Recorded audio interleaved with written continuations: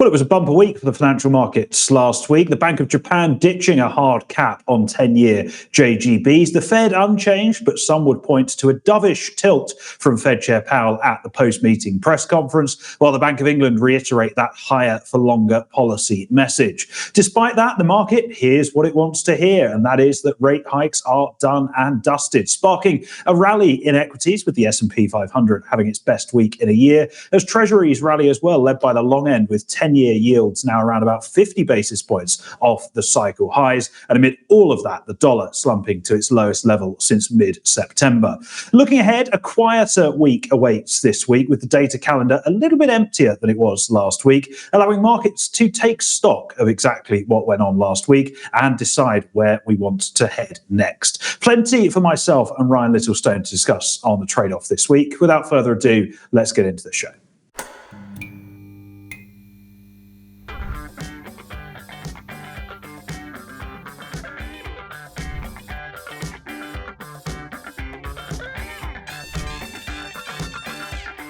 Well, it's a busy show this week, looking back and reflecting on last week's key events and digesting what it means for markets going forwards. To help me do that, as always, I'm joined by my co-host, Ryan Littlestone from Forex Flow Live and Forex Analytics. And Ryan, as I said when you joined our little call a few moments ago, I'm glad you've dressed up a little bit better for this show than you did when we went for lunch last week, mate. Oh, dear me. Listen, mate, my socks last week were probably worth more than all your ensemble to put together. So, we better leave that there, hadn't we?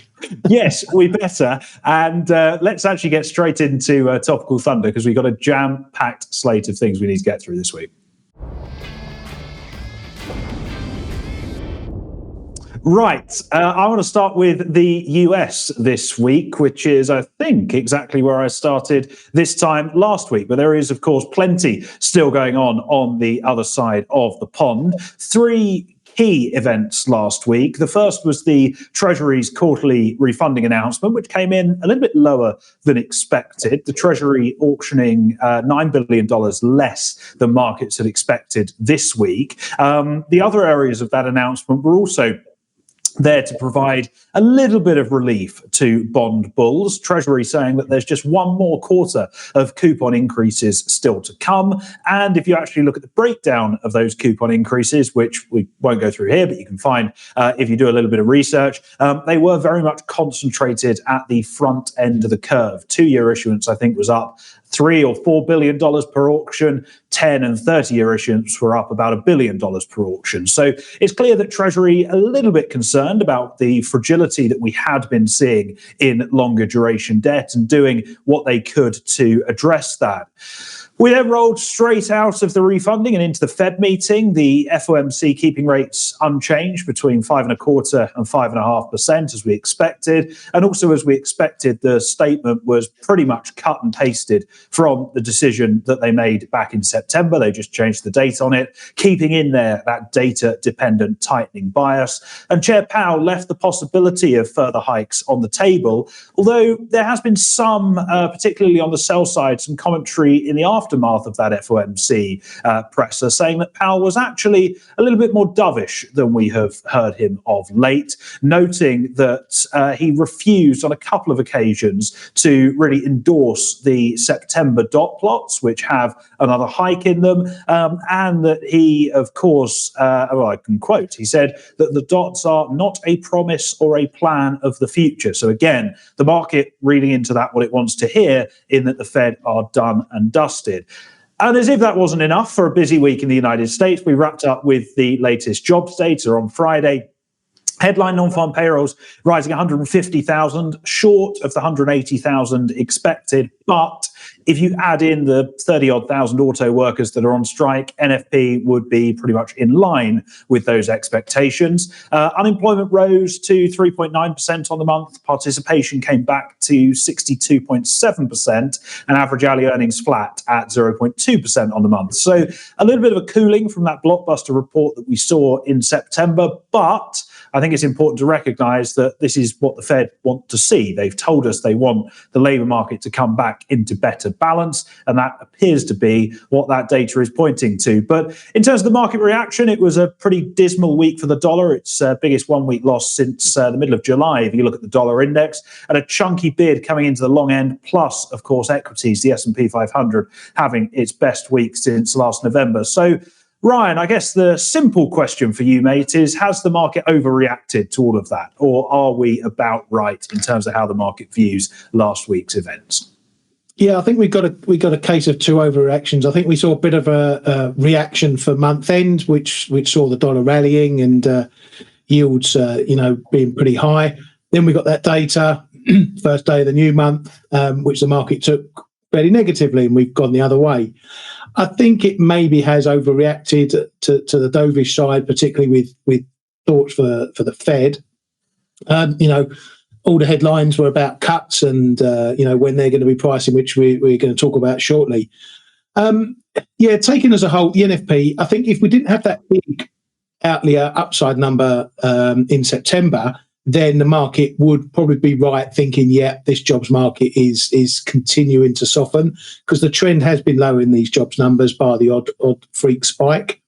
But if you take it as a whole, average it out, talking 223,000 over the last 2 months, which is still solid numbers. Yeah, the unemployment rate went up a bit, double negative as the participation rate came down, but unless the unemployment's, trending over 4%, we could get a move back to 3.8% next month. So, I think the market might be getting a little bit too dovish. That's what it tends to do, always does, always goes far too dovish, and it will get hawkish. And we're back to watching the data, because one decent print and the next big number, and it'll flip around again.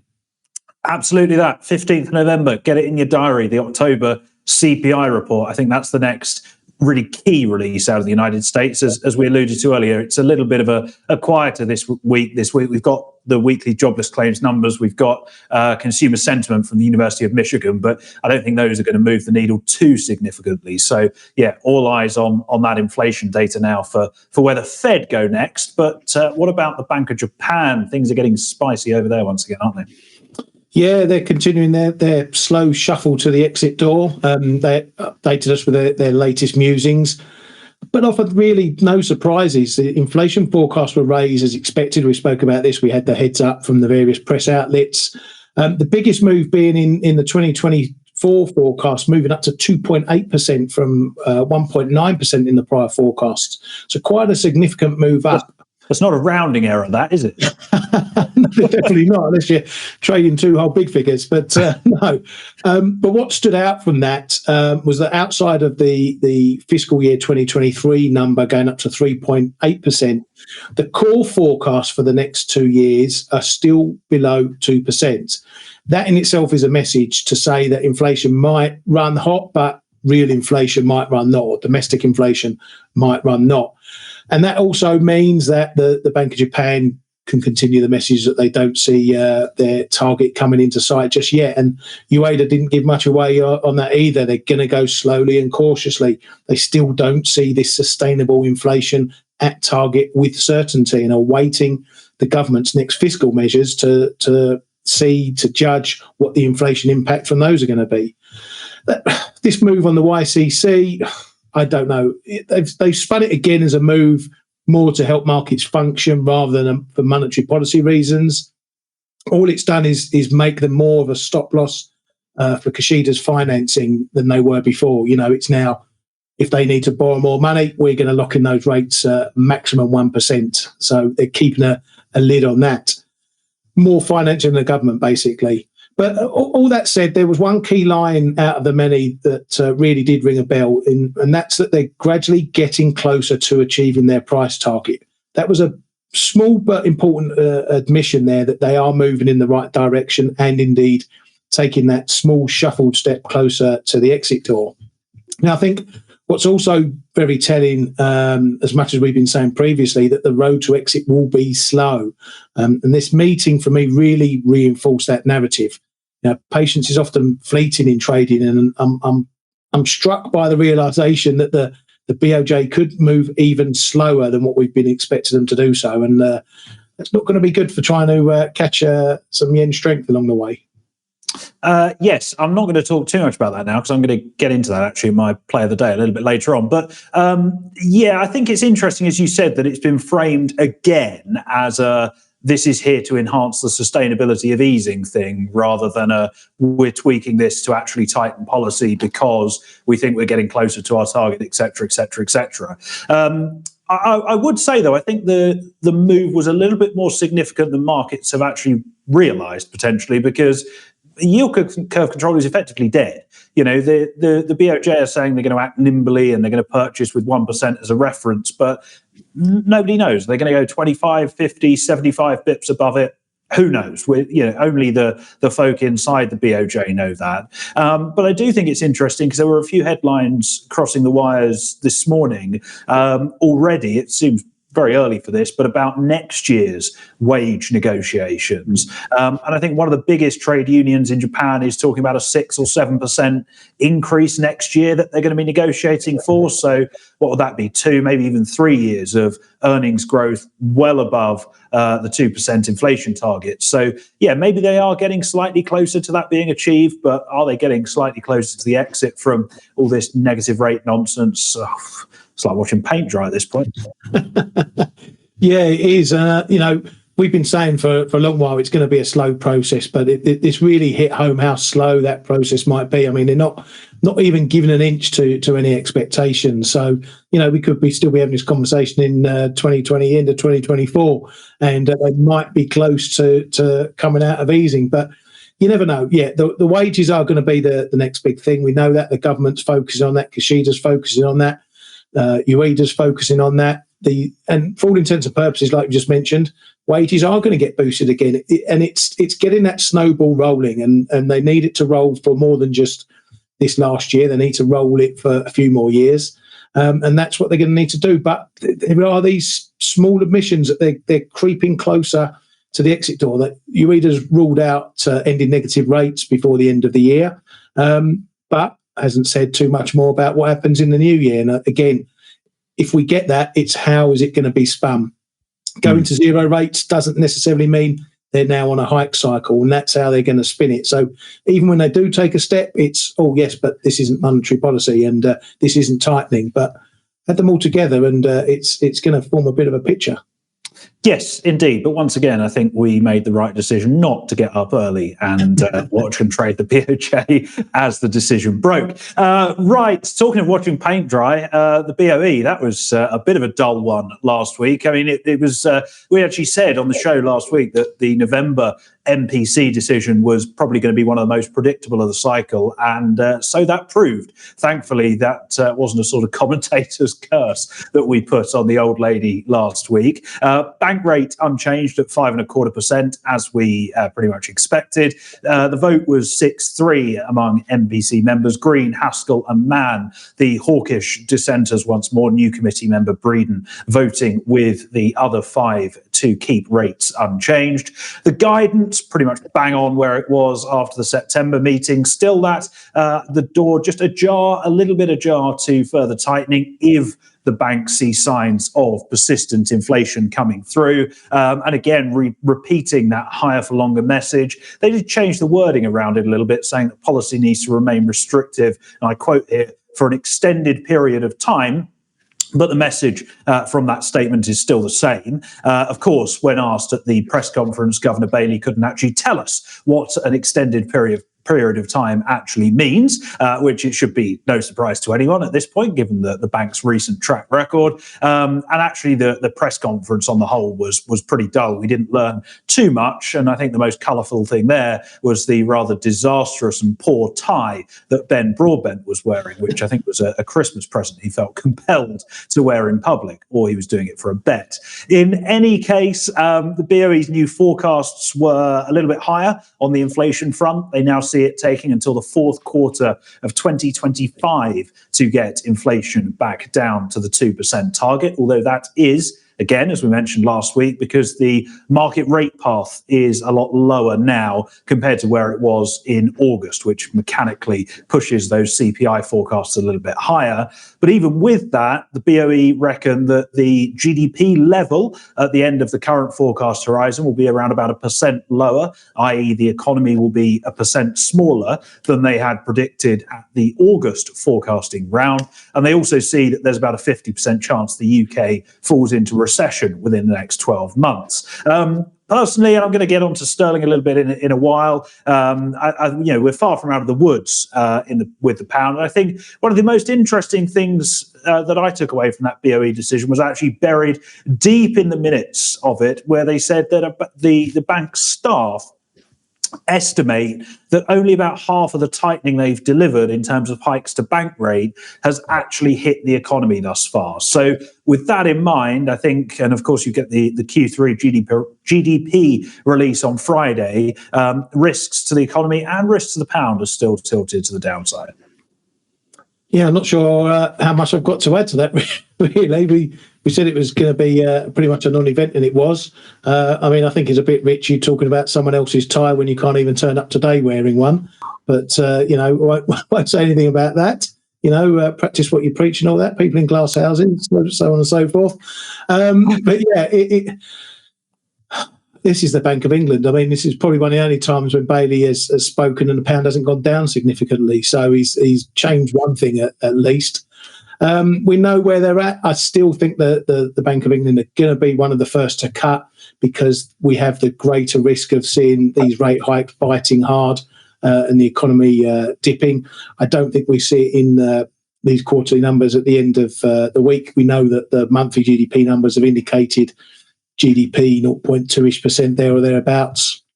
I think we're going to be looking from Q4 onwards over into Q1 to see what happens at what is traditionally a strong retail period in Q4. The holiday season, the Christmas, everything else. That should give us an indication of the retail side of things, seeing where people have got that spare cash to splash out on presents or if they're tightening the belts for Christmas. And that's going to lead us to see into the early part of next year whether the economy is going to hold up or whether we're going to suffer a bit more than expected. Absolutely. Well, hopefully I make your Christmas card and present list at some point. Christmas card present list? Oh, yeah, I'll do you a Christmas card. You won't get a present out of me. Oh, well, there we go. Isn't that typical, eh? You buy a nice lunch and this is how you get repaid. Don't you worry, mate. Right. Oh, I'll get you something.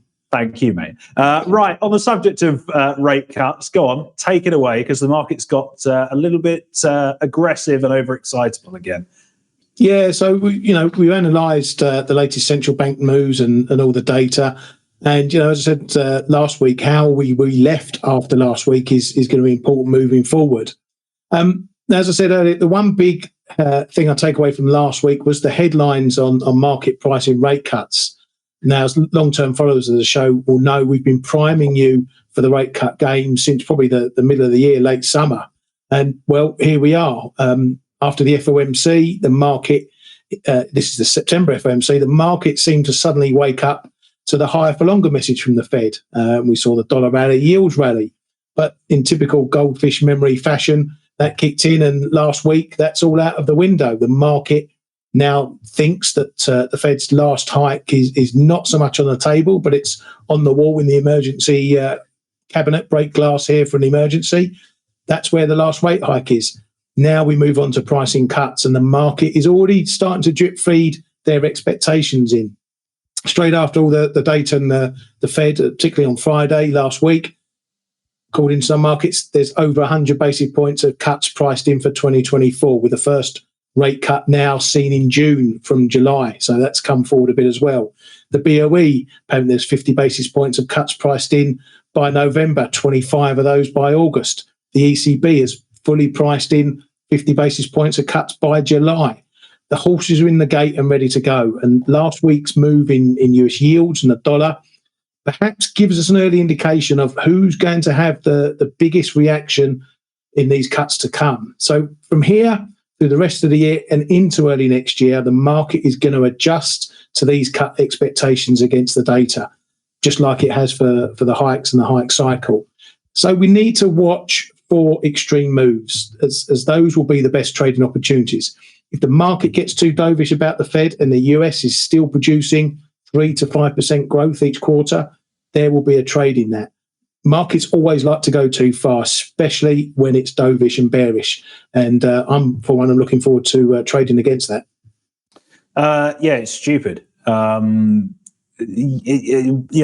we talking about? We're talking about one line from Powell. Two, maybe, efficacy of dots decays between meetings and risks to inflation are more two-sided. And we're talking about a labour market report that was just a touch softer than expectations. And still, 30K on the non-farm payrolls number above or below the consensus is pretty much, in my book, in line, given how much of a sort of random number generator that can be. We're still looking at, as you said, a US economy with the 5% annual GDP growth in the fourth quarter, probably looking at 3-ish% in the fourth quarter. And inflation is just below 4%. I really don't think that the Fed are going to be too worried about what's going on in the labour market right now when inflation is where it is. And I think that's probably the same for the BOE, and I think it's probably the same for the ECB as well. Unless we see inflation getting back down to target, those central banks, in my book, are very, very unlikely to loosen policy anytime soon. Because, of course, you've got to remember that they were, and they have been, scarred by what happened in 2021 and 2022, chasing their own tail to try and jack rates up and get policy restrictive to bring what they saw as transitory inflation back under control. The last thing any central bank is going to want to do now is, let's say, for example, the Fed were to deliver a cut in June or July 2024, and then have to hike again a few months later because inflation comes back out of nowhere, and then you're sort of back to square one. So I think actually the risk is that central banks, and I know they're trying to downplay this at the moment, but I think the risk is actually that central banks stay restrictive for too long. And I think, I would see it very unlikely that most G10 central banks will cut before September 24 at the absolute earliest at this point. Yeah, I mean, for me, there's going to be 4, maybe 5 ways of looking at it, simple ways of looking at it. Firstly is... Hang on, let me go and make a cup of tea. Well, the first thing is, why are they cutting? They're cutting not because of economic weakness per se. They'll be cutting to get rates down to a neutral level. Yes, it will help with any weakness, but we're not going on a cut cycle back to zero, back to QE. They want to get rates to 2.5% rule of thumb. Let's call it that, as their neutral level. That's where they would like rates, and they can tinker to the upside when things heat up, tinker to the downside when things cool down. That's the end game. In the meantime, you've got the market that's going to get all excited about it. It's done it. It did it at the beginning of this year with the pivot traders coming in and trying to price cuts for this year. They got blown out of the water, but they gave it a go. The market will try and get extreme again on the rate cut trade, and that will give us our first trading opportunity. Then after that, thirdly, we play, when are they really going to cut? And that'll be the trade to really look at, because that will bring the longer lasting moves, perhaps the bigger trends. So you'll get this short-term volatility while, the market gets all excited. Then that will settle down. Then you'll get the real trade. When are they going to cut? And that's all going to come down to the data. I think there is a chance that they end up cutting quicker than they expect, because if things go sour in the economy, it tends to go sour quite quickly. But then look at the US and this soft landing, and maybe not even a landing at all based on those GDP numbers. So it's all up in the air. But it's going to be individual components of trading this that are going to be pretty clear and stand out to trade. Yes, very much so. And with a bit of luck, us two will be here to help guide people through it and offer more pearls of wisdom like that. Right, before we offer any more pearls of wisdom, we're going to offer you some charts first.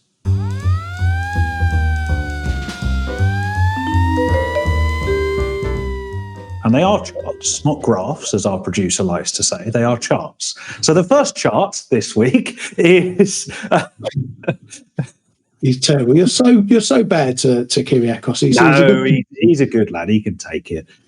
He can stitch me up in the edit if he wants. Right, the first thing, give me a funny hat or something. Right, the first thing we're going to look at this week is financial conditions out of the States. And the easy way to look at this chart, just to explain what we're looking at here, the line in blue is an index of financial conditions that Goldman put together.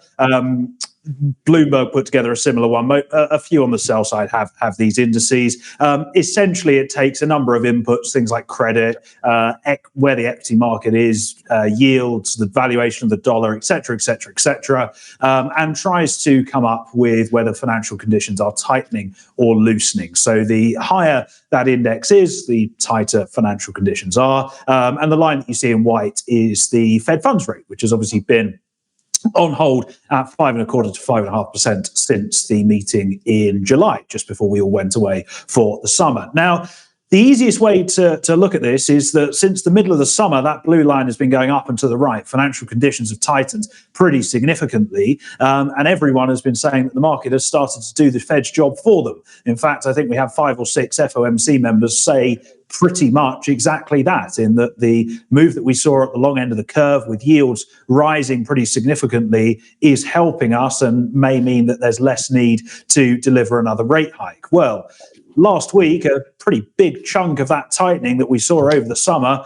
unwound in a very, very short period of time. As I said in the intro to the show, the S&P 500 rallying almost 6% on the week, its best week in about 12 months. Treasuries, the 10-year now over 50 basis points off the cycle high, and the dollar down about 1.5% on the week. And I think this poses a bit of a problem for the Fed, because it appears that the more they acknowledge that the market is helping to do their job for them and the tighter financial conditions are perhaps lessening the need for further rate hikes, the more the market is going to unwind some of that tightening. The more we're going to see treasuries rally, the more we're going to see equities rally.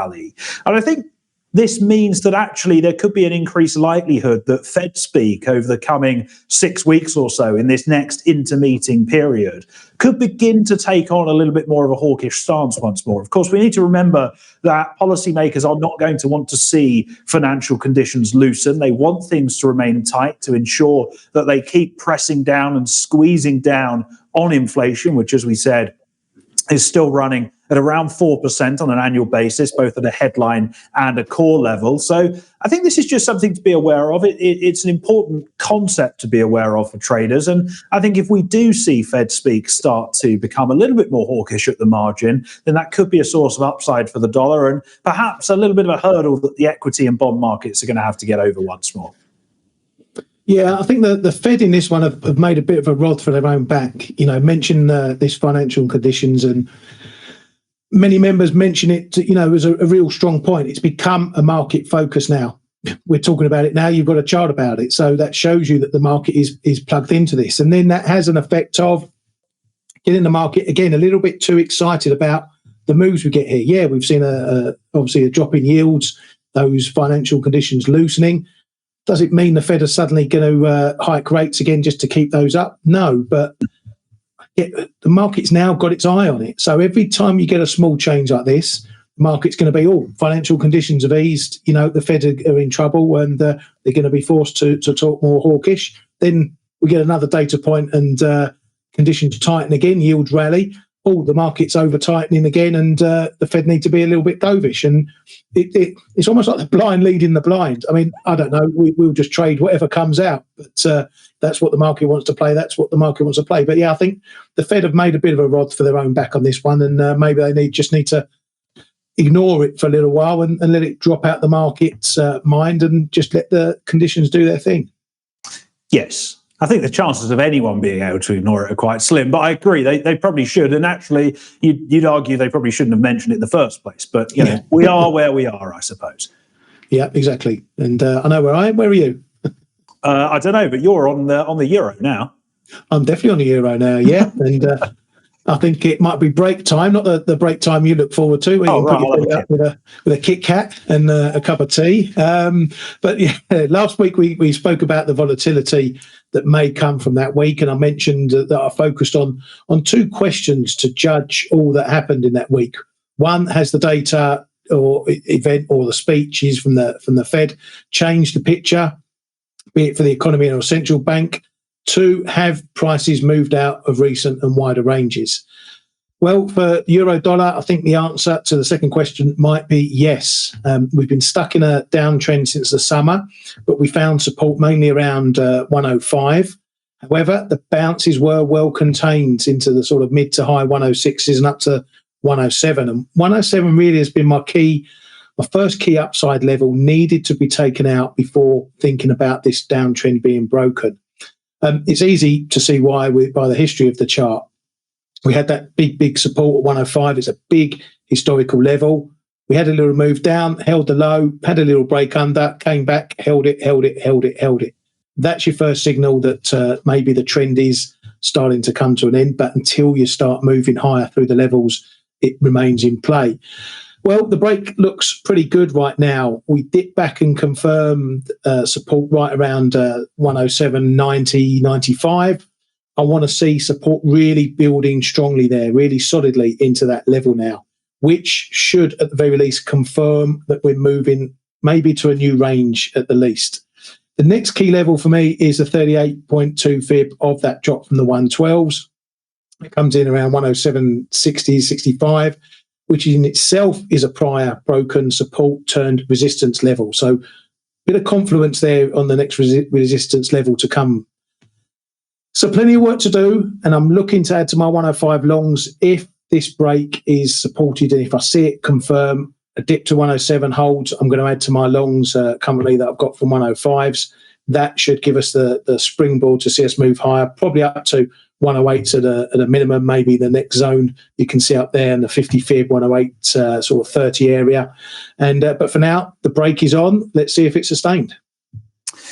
Yeah, absolutely. I think it's an interesting one you bring up. I mean, I'm always loath to be long the euro, but you can't really argue with the chart here at the moment.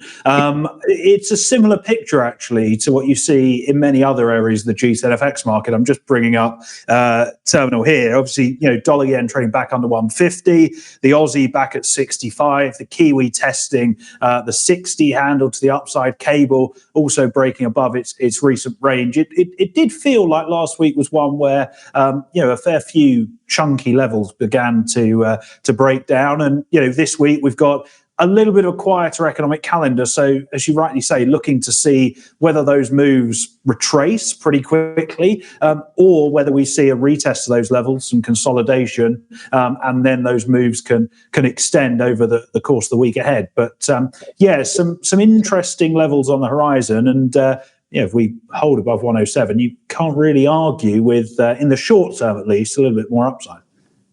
Yeah, well, this is where trading becomes simple. We've had that line 107.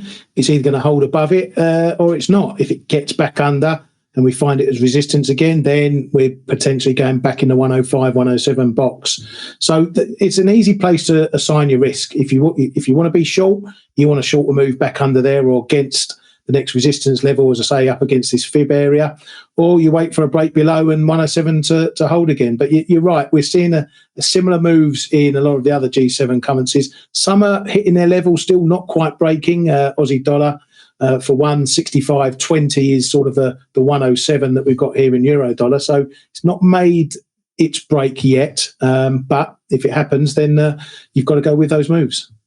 Absolutely. Let's not talk about the Aussie dollar. They're all taking a day off tomorrow to watch a horse race. I mean, it's one of the most ridiculous things I've ever heard.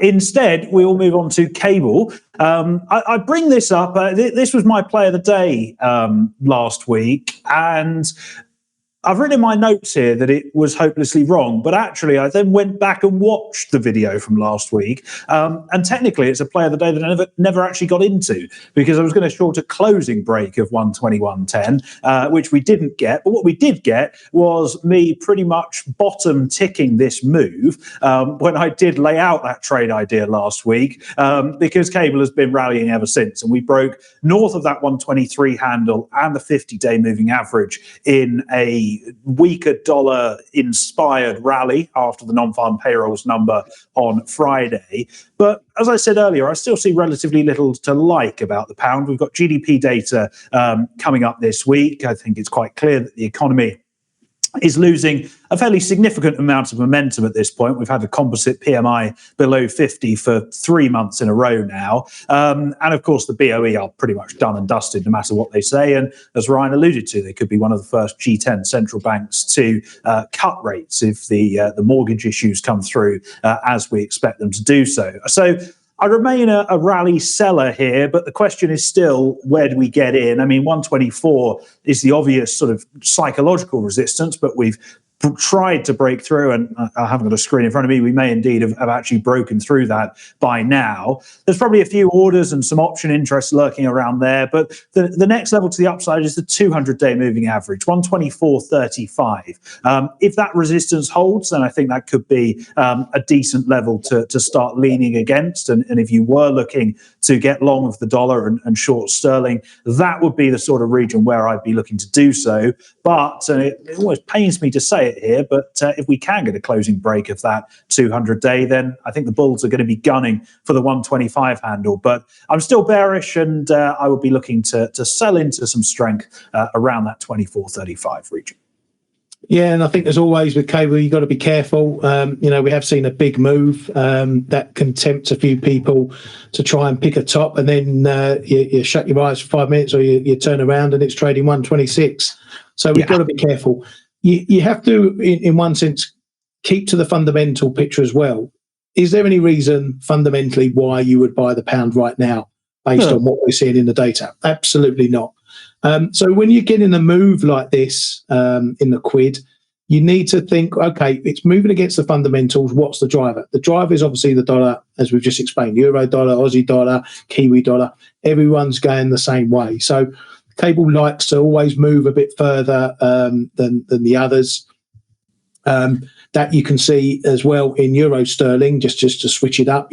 Euro dollars now hit a little bit of resistance. It's the biggest liquid pair, so it's going to face a bit more struggle going up. The pound hasn't got that resistance, so it can move a bit faster. As for the upside, yeah, you got your 200 DMA 124.35. What you have got also is it's a weird level, 124.5. You can just see it on the left-hand side of your chart. You've got a couple of highs coming in there. It's been a weird on and off level, and it's really had a lot of say in every time we've been there. So keep an eye on that one on your charts. Just peg it, because 124.5, we haven't been there for a while, so it could show up again. That adds a bit of confluence to your 124.35. If you're going to try and pick the top in this one, though, you need to keep it tight. Maybe keep your risk a little bit lower, your trade size a little bit lower, because if it's going to keep going, then it's going to be through 125 and on its way to 126, something like that. Yes, absolutely. Very much agree. Right, we're going to go on a bit of a dollar yen fest now, aren't we? Yeah, very much so. You picked that one for your play of the day. I'm just looking at this one for the connotations of what happened last week. Again, it's another one. We asked the question, have we gone somewhere new? We broke up last week through 150, nearly made it as high as the October 2022 high around 151.94. Bit of what happened with the Bank of Japan leading to that move up to that high around 151.70s. A lot of that as well, month end in the play there. So that's all dissipated and come out. The BOJ more cold water and hawkish expectations. And it's pretty much flipped 180 since then, and it hasn't held the break of 150. So initially, I'll be looking to see if we get new resistance up at 150 on another test. If it does, then we confirm this range again, and I'll look for a move perhaps down to the low end of the range, down around 147. As always, if you're watching this pair, you need one eye on US yields too. So keep an eye on 10-year yields around the 450 mark. We attempted a break last week, got under by a few pips, but it held. This is quite an important level for me, 450. That could hold the keys to a move lower in dollar yen if it breaks. Or another test of 150 if yields move back higher. If that holds, at least for the pair, the currency pair, that'll be a level to look at shorts if it holds again. On the top side for yields, watch the 470 area. That may tie in nicely with another move to 150. We see yields moving up there, dollar yen moving up to 150, and both hold. And again, that might be a signal for looking at the sell side. Now, taking a longer term view of it all, the fact we held those October 22 highs closely could mean we have a very significant double top developing. If we see the US economy deteriorating and the Fed getting into rate cuts for more than just moving back to neutral, and also perhaps the BOJ turning a bit hawkish, we could be heading for a move back to the low 130s or even more. So lots to look out for on this one from both the short term and the long term. Indeed. And I'm going to keep stum because I'm going to mention dollar yen in about 10 seconds' time in our plays of the day.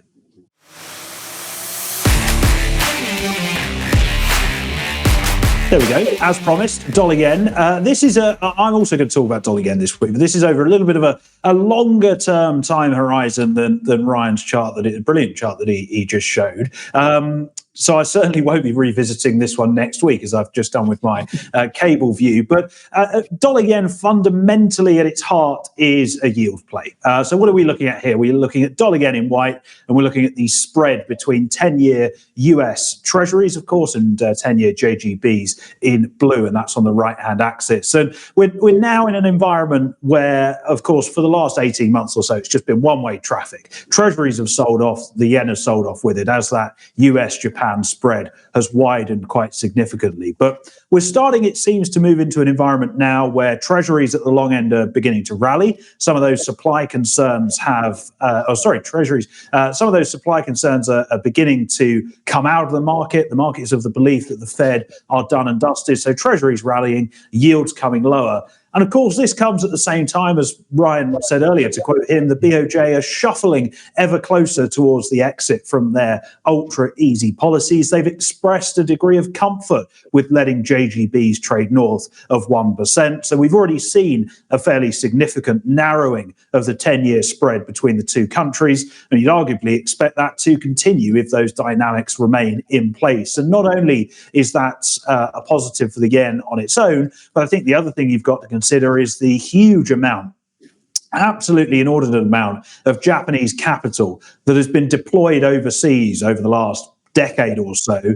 If we were to start seeing JGB yields rise in a significant way, if we were to see that spread continue to tighten, then you would expect at least a modest degree initially, some of that capital to begin being repatriated back into Japan. So I think it's a much more longer term view, but the stars are starting to align for a little bit of yen strength, and treasuries are going to be annoying the Fed, given the fact that yields have come lower. And I think treasuries are going to be giving the Ministry of Finance in Japan a real helping hand for the foreseeable future. What about gold, Brian? Yeah, it's more like that's more like play of the year rather than play of the day. That one, mate. That's more in my ballpark, playing the long-term trades. Anyway, I'm going to give the viewers something they can possibly trade much faster than that. That's gold, and potentially signs of a top forming in gold at the moment, up around the 2000. Now, on a previous show, we looked at the gold rally and the drivers behind it, being the Middle East risk event, and I warned it was dangerous. It was a dangerous job trying to pick tops in that rally.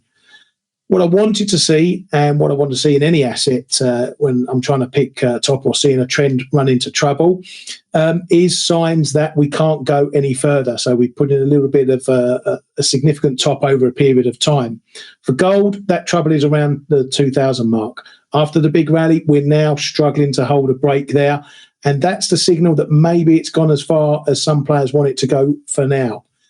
That's often my cue to look at a counter trade, to start thinking about picking the top. Not because I think the reason for the rally has changed, i.e. the Middle East risk, but because the price action says there's something here at the top for now that wasn't there before, and it won't let it move higher. So now we have a level that we can perhaps put a bit more faith into, and we can clearly define our risk against.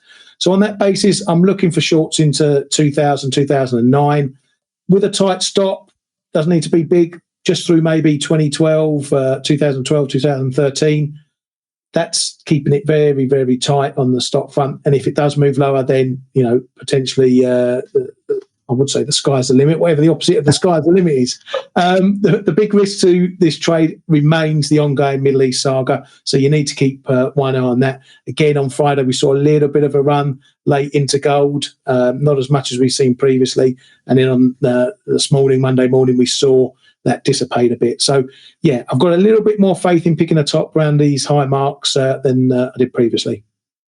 Yes, I'm glad you mentioned that, actually, because that hedging activity in both gold and crude, it seems to be getting less and less every Friday, which just, either one, it's the market getting complacent, that the risk of a headline over the weekend is lower, or it's the market saying, actually, we're a little bit more comfortable with the situation and the lack of escalation, and we're happy to carry a bit more risk over the periods when the markets are shut.